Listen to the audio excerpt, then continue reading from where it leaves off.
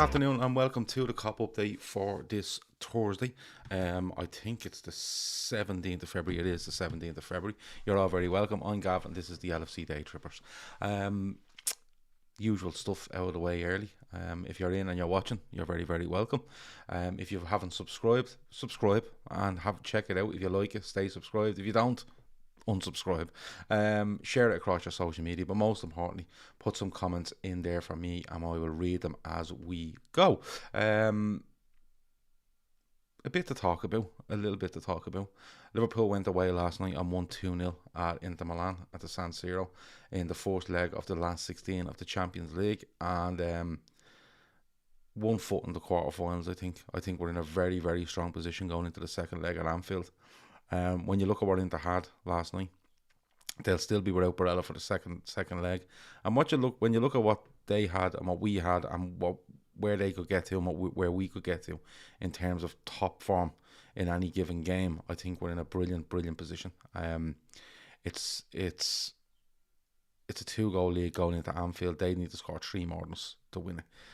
I just can't see it. Now, I could be... this could go badly wrong, but just looking at the way we played last night and how much more we have to give, I think we're in a very, very commanding position.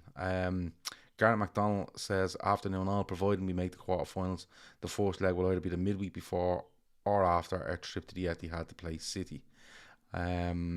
Daniel Dawson said he's picking the 11 for the betmate this weekend, so just blame Red Steve if it all goes wrong. Okay, no problem. Kevin Ball is in. He says afternoon. Jamie Holmes, afternoon all. Liverpool are really good at football with the best squad I've never known in my lifetime. I fully agree. Billy Cometio says afternoon Gav, still buzzing from last night. We done a show straight after the game last night, and Kev thought it was a really good away performance. I think he used the word perfect, and I disagreed with him. I don't think it was perfect.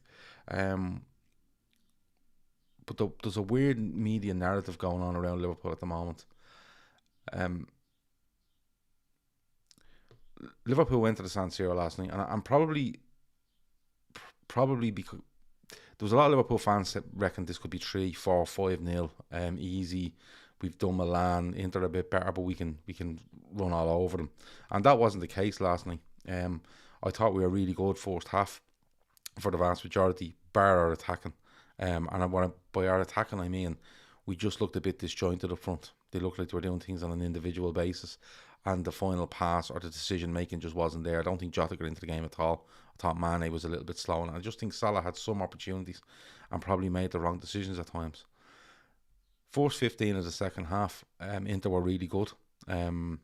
Pressed us, played a bit quicker, got into decent positions, and then we made 3 subs and took back control of the game for me, and score a really good header and an opportunistic, I would say, finish from Salah when it drops in the box.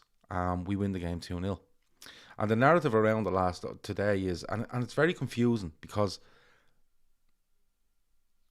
it's nearly like some people are trying to talk down this Liverpool side, but at the same time holding them to a standard where they should be absolutely complete in everything they do in every game, regardless of the opposition or where the game is being played. It's very, very strange to me.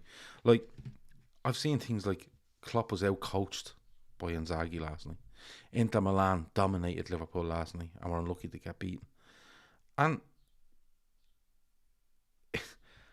I don't think it was a perfect performance from Liverpool.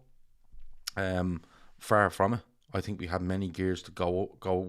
I think we 2 or 3 gears to go up if we could have, or if we wanted to, or if we needed to. And I think you've seen that gear, probably 1 gear going up when the triple sub is made. And there was a few eyebrows raised when that sub is made, or them subs are made at the same time on 59 minutes. But you seen it was proven to be right, And I don't know if people are starting to fear what this Liverpool side could do this season. It can only be that, because it's like backhanded compliments, but putting you down at the same time. And when you're putting you down, you're going, they won 2-0. That wasn't a problem. Yeah, but you should be doing this, that, and the other. And you go, yeah, but we done everything we needed to. It's just mad. Like, what are we meant to do? Do we have to go away and win 4-0 and have 80% of possession and Is that the only way we get away with a result? Like, a lot came out of the Burnley game at the weekend going, oh, the chances Burnley had, and you're like, they're all offside. Bar two of them. All offside. Let me read out some bits. It was a good match last night. Both teams played well. 2-0 was a very good result. But we couldn't complain if we came away with a draw, says Veranda Cheese. Yeah, no issue with that. We took our chances. They didn't. We blocked an awful lot of their chances. They didn't have one shot that ended up on target. Alisson didn't make a save all night. We had some chances where we probably could have finished better and didn't put them on target. Firmino gets a good header, and Salah gets a good finish off a knockdown. But when you go away in Europe, regardless of who you are, you stay solid. You look not to concede. If you can get goals, great. And you come away with a result. That's exactly what Liverpool done yesterday. That's exactly what Liverpool done. Any news on Jota, says Billy Cometio. All we know is that some ligament damage, they said. Jota apparently said he could play on. That's according to Klopp. And yeah, I don't know. They took him off as a precaution, but we're waiting on a proper update on that. But hopefully he's okay. If he says he wanted to play on, he should be okay. Let me see. Gav, what do you make of the way goals being scrapped? Do you think it's just a nostalgia thing from years gone by, or will it have an impact going forward? I'm not bothered by it. How many toys are done on away goals? That's the funny thing, you know what I mean? And I'm not bothered. It's one of those things where, from a Liverpool point of view, I think we can go out and score goals away from home, and we're really good at home. So when I look at it, I just think to myself, yeah, we can still win toys. Not many of them. I'd love to know the percentage of toys in the Champions League that are decided on away goals, because I don't know if there's many of them. Guy who said Ox pulled up in the warm down was joking, so he's all right for Saturday. Right, that was Kev Ball's big breaking news last night, and now he's retracted it. That was why we were live last night. That was reported, but he's okay. That's absolutely brilliant. We're still full steam ahead. Listen to a bit of an Inter podcast. Funny to hear them bemoan the quality and expense of our bench. Can remember when Italian football was the cash king.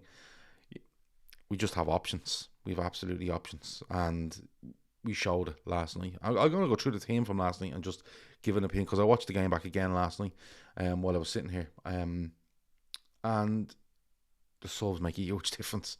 They really, really do. They've no shots on target, says Kevin Ball. Inter Milan ran themselves into the ground. They absolutely did, Dennis. They absolutely did. And look, they played really well. And if you go away to Inter Milan in the San Siro, and Inter Milan are coming off with the vast majority of the media saying Inter Milan played really well, and Liverpool won the game 2-0. I don't know how you say Liverpool didn't play well. They had no shots on target. They had none. Now, Liverpool defended. They got a lot of blocks in. I'd love to see how many blocks Kanate got in, because I thought he was unbelievable. But when you actually look at the stats, 13 shots to 9 for Liverpool, right? 432 passes accurately to 359 out of Inter, okay? 8 shots off target for us, 7 shots off target for them, 2 on target for us, none for them. Okay, we blocked 3 shots, they blocked 2. But when you look at, we had 217 passes in their half, they had 89. Defensively was fairly even, duels wise fairly even. No yellow cards, no red cards. So it was a really good flown game. There wasn't many bad tackles in it. And the gas thing is, like, a lot of people were predicting that, these will get dirty, these will do this, these will do that. Dennis again says they were done when we scored. Kuda Runyoa, I hope I've said that right. He said, that's delusional, Gav. Is that me being delusional? Let me know. Love the fact that we no longer have a definite starting 11 anymore. Squad looks immense with quality replacing quality. For sure, Gav, backhanded compliments. We should be nearly used to at this stage. It's Kieran. Key Plunkett says Inter ran their bollocks off, couldn't sustain it, got picked off. Great result and good performance. Jamie says people need to realise games ebb and flow. Liverpool rode a storm, defending very well. Them are clinical. We dominated the ball after the 3 subs. Yeah, like when we look, like, I want to have a look forward to Norwich, but just looking back on this game, right? So Alisson doesn't have a save to make. There's no issue there. I thought Robertson was really good. Getting up and back, I thought he was really, really good, and linked well with Diaz when he came on. They're forming an understanding already. There was one where Diaz plays him in lovely, and Robertson should be flashing it across goal and tries to backheel it to Diaz for some reason. They were trying to overdo it a bit, but otherwise they played really well. They knew where each other were going. They were always an out ball for each other, and Robertson done really well. Konate and Van Dijk were brilliant. Absolutely brilliant. Like, Van Dijk gets caught with that one over his shoulder for Dzeko in the first half and just puts the burners on, and Dzeko can't get away from him. He actually overtakes Dzeko and lets the ball run to Alisson, which was mad to watch. I thought Konate was brilliant. Physically very good. Distribution was fine. Good in the air. Held the line well. Blocked a few things. Really, really strong. It's probably his best game for Liverpool, I think. He was really good at Old Trafford, but I thought he was really, really good there last night. Really good last night. Trent struggled. On watching it back, Trent struggled. And it was a mixture of Trent himself, the help he was getting, and what he was trying to do in the game, because he was trying to stay quite high. But what was happening was, Perisic in particular, was when they broke, Perisic was getting up the pitch really fast, and Trent was kind of caught because Liverpool were in that transition from attack to defence, and Inter were getting it quickly to Perisic. Trent was caught out a couple of times, and when I say caught out, I mean Liverpool's system in the way they want Trent high up the pitch was exposed a few times. But I thought he struggled overall. I didn't think his delivery was great. I didn't think his passing was great. He was a bit hurried on the ball, but credit to Inter, they pressed him well, and that's probably a tactic of Inter. Press Trent Alexander-Arnold, because you give him time, he'll pick out anything from any angle and any distance. So I thought he did struggle a bit, but overall, listen, that's the way we play. We have to take the good with the bad sometimes when it comes to Trent, his position on the pitch, and what we're looking to do. In midfield, Fabinho was brilliant for 60 minutes. You could see he was getting tired a little bit, and that's all right. He was doing a lot of work. Harvey Elliott, look, he gets an hour. He's only coming back from injury. He's going to be a star for Liverpool, I've no doubt about that. But he did struggle a little bit. Neat and tidy, but didn't do an awful lot. Got a 60 minutes. It'll be huge from him. It's not one where you start making, deep dives into Harvey Elliott's performance. It will be massive for him, that game alone. And as I said last night, I'd play him in the second leg, because he's seen the Champions League. He's seen what he needs to do, and he's seen this team who he's played against. So it's all good. Thiago was really good first half, I thought. Especially the first half of the first half. He some lovely passing, some, got stuck in, got the ball, moved it well. I thought he struggled. I thought he was one of the main players that struggled from 45 to 60. In that we were defending quite well, but when we needed to hold it or make the right pass and do it just a little bit quicker to free us up, I thought he was a little bit slow on it. He pondered a little bit, and he got caught a couple of times in different areas of the park, in front of our back four, in midfield, and even in attacking areas. He got caught a couple of times with the ball, and it gave Inter a chance to even get the crowd up. You've seen it. They got the crowd up. Up front, as I said, I don't think Jota got into it at all. Mane, for me, was a bit ponderous, and that's probably why I wouldn't have started him. Just give him the Burnley game a little bit of a break, even bring him on as a sub, reverse what they done last night, and then look to Norwich and Leeds and the League Cup final. Salah just made the wrong decisions at times, but he gets a goal, and he looks more dangerous as the game goes on. But they were so physical with him. When you watch it back, there's one in the second half where your man is absolutely literally on his back, and the ref waits and waits and waits to give the free, but he gets the goal. That's great. In terms of the subs, Firmino comes on. He goes and sits on their deepest midfielder constantly and looks to nick it, and does a couple of times. It's a fantastic header, by the way. The more you watch it, it's just a brilliant, brilliant header. Henderson, Keita come on, and it's a huge difference. We spoke during the week about Henderson's form. Does he need a break? Does he need to be on the bench? Whatever it might be. I personally said maybe don't start or play him in Italy. Maybe don't do him Norwich and let him come back for Leeds and the cup final. But Klopp goes and puts him in after 60, and with something to prove, Henderson comes in. I think he takes control of the game. I think he slows it down to where pace. He moves us up the pitch. He makes the right passes. I thought he was really good. Keita the same, trying to move with the ball, trying to run off players. Gave them something different to completely look at. And then Milner, of course, comes on for his 800th appearance, career appearance, and just goes and does a load of work in the last, whatever he's on for, 10 minutes or so. So overall, no, there was a couple of really, really good performances in for me, Konate, Van Dijk, Fabinho while he was on the pitch. Luis Diaz, of course, comes on and just looks electric. He just looks like he's all the energy in the world. He's growing into the players that he has around him and what way we want him to play. He has a great chance when he plays a 1-2 with Trent, and he should hit a first time, just put his foot through. He takes that touch, I think, because I think he feels like the defender's too close to him and he tries to get it away from the defender, but actually if he hits a fourth time, the defender hasn't got a chance. But overall, some really good performance, some poor. Yeah, you could say poor, struggling a little bit, and some really solid ones. And overall, it's a 2-0 win, and away we go. Jamie says there are many ways to win a football match. I love seeing us put under pressure and not concede. We'll do wonders for that team. I thought we were excellent defensively. You know, Dzeko goes through and scores, but he's a mile off. They hit the bar, but there's a lot of blocks in there. There's a lot of, you know, even if they get in down the sides and getting crosses in, Alisson came and claimed a great one in the second half, high, and he claims it, takes the pressure off. As Virgil gets a few away, Kanate gets a few away, and overall, our covering overall was brilliant. If they did get in or get in around us, so it was really good. Gav, we will always score late in the games. This is due to our fitness levels. It helps us physically and mentally to make the right decisions. Yeah, listen, we could have come off that at half time 2-0 up, and we're talking completely different today. Then again, we could have went in 2-0 at half time and finished the game 2-2. Inter did push on, but they have to take chances that they get, and they didn't. And partly was down to poor finishing, and partly was down to us being really good, blocking and closing them off and pushing them down, you know, away from goal and stuff like that. It was a really good performance overall, really good performance.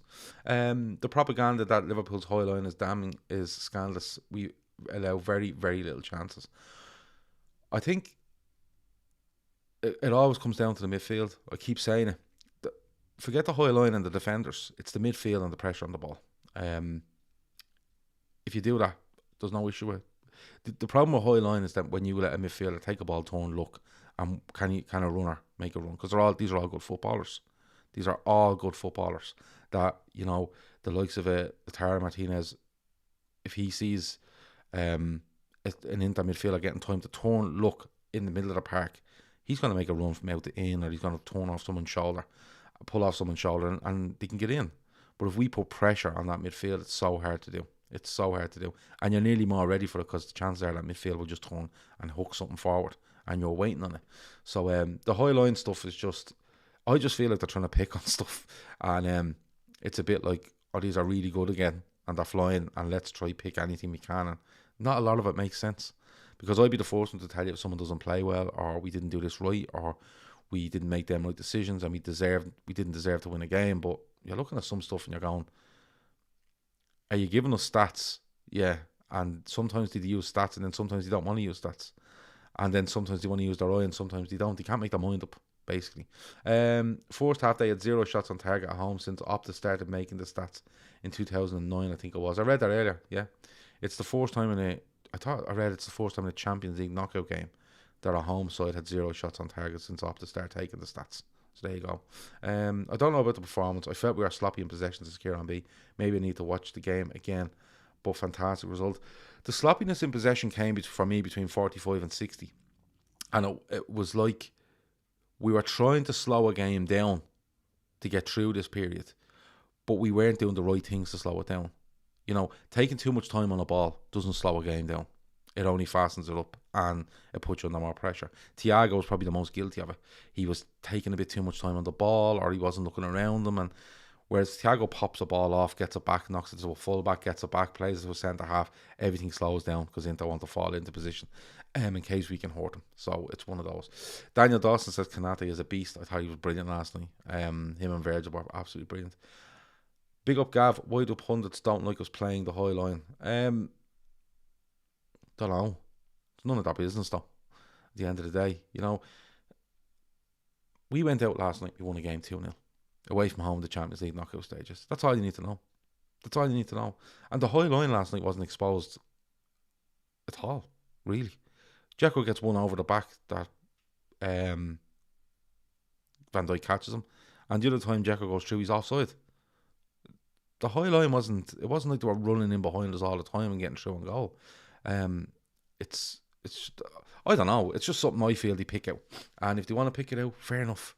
But Liverpool are winning games, and I think Chris Brack told me, in a certain amount of time, over a certain amount of time, our high line has led to us conceding 3 goals in about a fucking year. So it's not really a thing. It's like what I go back to. We're being held to a huge standard, right? Which for me, we held that standard last night by winning the game. But at the same time, they're going to tell you what all the faults with Liverpool. It doesn't make sense. You know, It doesn't make sense. They're actually using them as general faults. If you go in and you hold Liverpool to high standards and you say, listen, Liverpool usually do this excellently, but tonight they didn't. You go, yeah, fair enough. But it's like Liverpool should be doing all this. But let me tell you what's wrong with Liverpool. It's like they're making big statements about something that's chronically wrong with Liverpool over a period of time, and they don't make them. It doesn't make sense. Owen Casey says, I'm his entertainment for his lunch. Chicken goujons. Nice. What do people put with chicken goujons? Did he go on bread? Did he go on rolls? Did he go on wraps? What did he do? And what do you put with it? Kuda Runyoa says, I'm not delusional. The fact that people are saying Inter outplayed us is delusional. It was just a good game.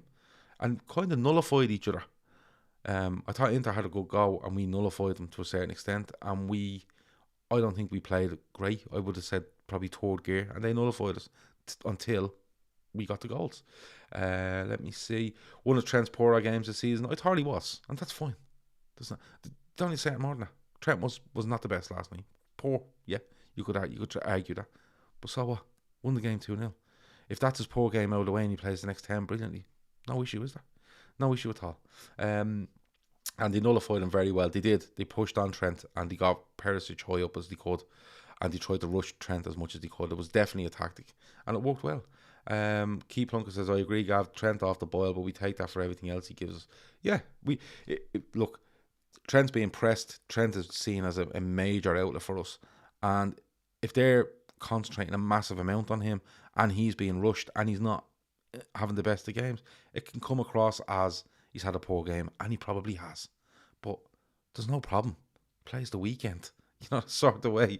But again, you're nitpicking at Trent, because of the expectation of him. The expectations are massive on him, both defensively and going forward, with and without the ball.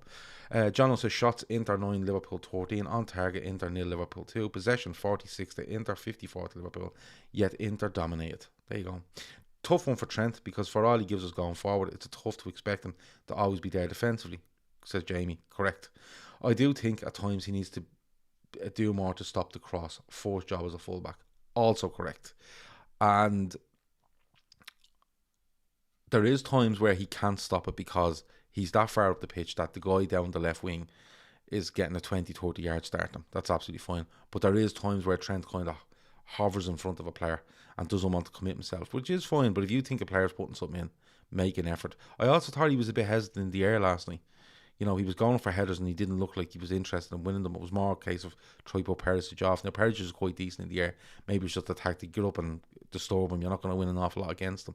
But it's okay, and you can kind of pick these things out against Trent and put those mitigating circumstances in there as well. And when you add it up, he just didn't have the output that he usually would have. But Liverpool won the game and didn't concede. Trent gets caught up high up late on the game, and Salah chases your man all the way to the end line until your man crosses straight into Alisson's arms. And that's what it's about, helping him at times as well. He needs help as much as Salah needs help to take players away from him, or Fabinho needs help in the press, or whatever it might be, or Robertson needs help if somebody's pulling onto him, if a forward's pulling onto him and doesn't want to go near Van Dijk. Everybody needs help at times. Last night, Trent didn't get an awful lot of it, but when he was on the ball, I thought he was a bit rushed. But look, that's how it is. I wasn't expecting to defend Perisic to defend so well, says Yussi. I got that one wrong. He's a really good player, Perisic, and always has been. And he would have been brilliant for Manchester United if they signed him. United were all over him a couple of years ago and didn't get him. He's really good. I think he's 33 now, but he's still a really good footballer. Mark thinks that Trent struggled because our front three were poor, not keeping the ball. I don't think Salah made great decisions on the ball, and I don't think Elliott had a great first half, and I don't think that helped Trent. Second half, though, I thought he was a bit rushed on the ball. But let's get away from him, because look, it's one of those things, and we move on. He'd be fine. Last one on it. Trent only struggles defensively because he can't defend, says Brandon Chase, and that's not a dig at him, as you wouldn't replace him for a right back that can defend. I think he can defend. I think the positions we're asking him to be in and also defend is tough. And I'm not saying he's an exceptional defender, because there's fullbacks all over the world that are really good at defending and get caught at times and can get beaten and not block across. I just think we're not asking Trent to be a traditional right back. We're asking him to be literally he's nearly like over on that right hand side, but he's literally like a quarterback. And you have to just cover and you have to take the risk. And Liverpool take that risk massively. Jono says he's tired of the fans moaning about Trent. If he isn't 10 out of 10, he gets rinsed by our fan base. Correct. 100%. He's not had a great game. That's grand.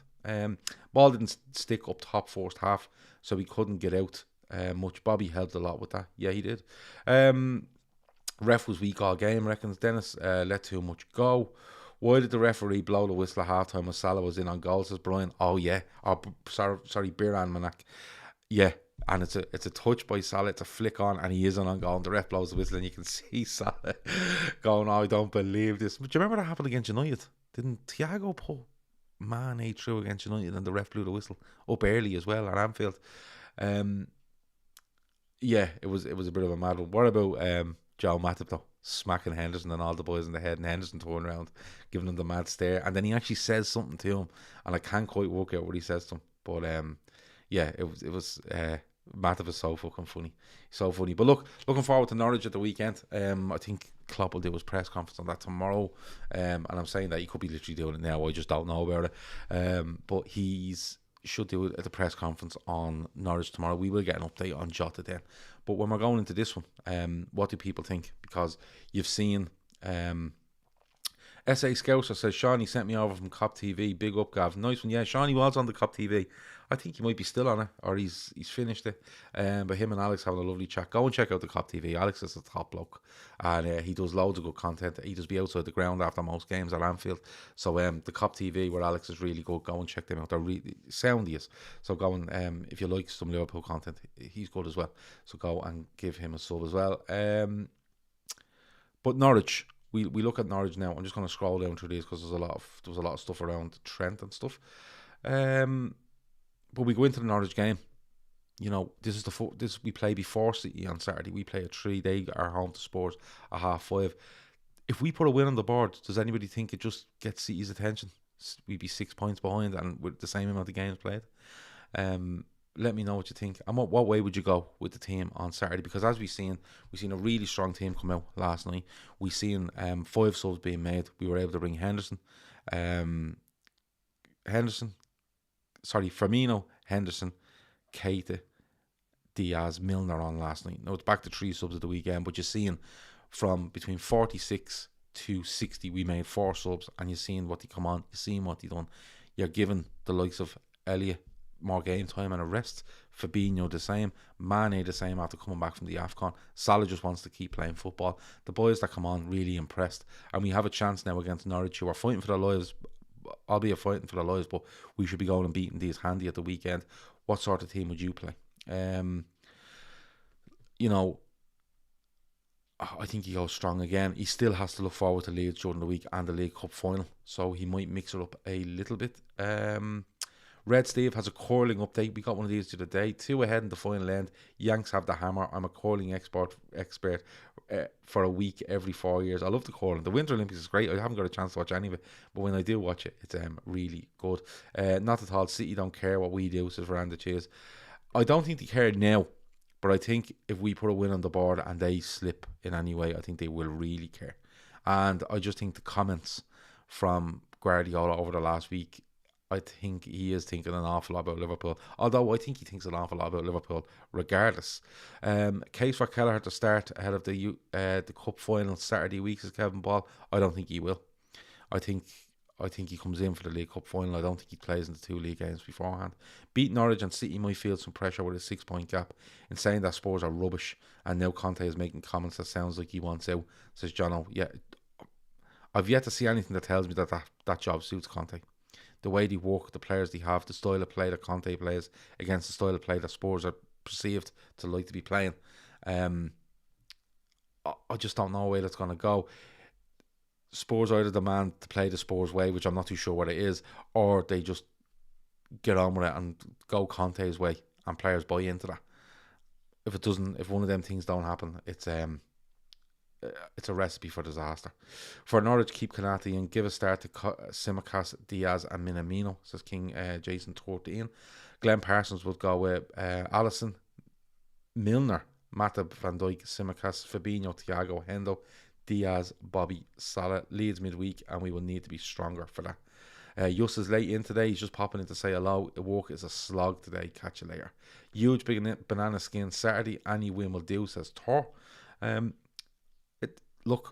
goes back to the point that regardless of what he puts on the pitch on Saturday, with the options we have, the amount of players we have fit, I think we've a 24-man Premier League squad, and they're all fit. Every one of them. We just need to look at that team and go, yeah, that's more than enough to beat Norwich, and let's go out and do it. And there was times when we had a good few injuries, and we were taking a risk with one or two players, and you were kind of going, oh, will this work? But with all of them fit, it's a different dynamic. Players getting on the pitch now know you need to play well, or we'll pull you off on 60, or you won't play the next one, because there's literally players in every position on the pitch gunning for your position. So I think that's why it's really important to keep these players fit and firing and going into games, and whoever gets on that pitch is absolutely killing themselves to play well, to stay in the side. Jono will play Gomez versus Norwich. I think Norwich go for I want to say Ange Postecoglou in the summer when Potter gets the Spurs job, says Dylan. That guy is the Celtic manager. Gav, would you take Rafinha and Nkunku for Manny and Bobby for next season? I'm not a huge fan of getting rid of two of what has been our front three for the last couple of years at the same time. I'm just going to say that. Daniel Dawson says Goujon's in a roll. Mayo, lettuce and onions. Magic. Yeah, it's a good show. Good show. Ali will play Origi and Minamino for Norwich. We can beat them with Origi and Taki. So, yeah, that could absolutely happen. That's about it for today. 32 minutes, Jesus, that's flown in. 150 watching, 67 likes. If you don't get to the 100, Reclaimer will go fucking mad. But we'll see what we can do. Just get it over the 100, then he won't be moaning. 40 shows a month, free on YouTube and across all platforms. So, yeah, we're doing our absolute best for you. Check out Féileacáin, check their website and the donate page in the show description. We have 3 holes left in our golf day that can be sponsored. If you know anyone that wants to do that, they start at €100. And if you want to donate, everything is there for you in the show description. And if you can't, please share it across your socials or your messengers or your family WhatsApps, wherever it might be. Once we get all this sponsorship in and that's paid, we're going to have a total as to where we sit. Should be around 3,500, and then we have 6,500 to find, and we're going to hit everybody for everything with everything we have between now and June, because it's a fantastic charity and cause, and we're going to spend some time with people at Féileacáin over the next couple of months, and we're going to do little fundraising bits to try to get this total up. But we really need your support. Even just spreading the word is huge. Our Telegram app, where we're all chatting away, there's about 50 or 60 people in chatting at the moment. If you go on, if you're a subscriber to us, you go into the community tab, you find the second post down, you click the link, you give your details, you choose the free one or the $2.99 one. Every penny of that $2.99 going to charity, by the way. And you get in there, you get registered, you get sent into these chats, and there's stuff about transfers, our merchandise, our shows, general football, and people are having a lovely time, especially when the matches are on. They're having great chats during the game. Any shows tonight for Gav says for Cheese? Yes. Chris hosts the quiz tonight. Me and Dylan O'Rourke taking on the quiz to see how many points we can score out of a possible 300 and something. Shawnee and Davo have done it. Chris and Kev have done it, and now I'm taking Dylan O'Rourke under my wing, or he's taking me under his wing to have a go with it tonight. 10 o'clock. There will be cans involved tonight, 100%. So come and join us then. That is it. That has been the COP update. I hope you've had a lovely time in the chat, and we'll see you again at 10 p.m. Over now.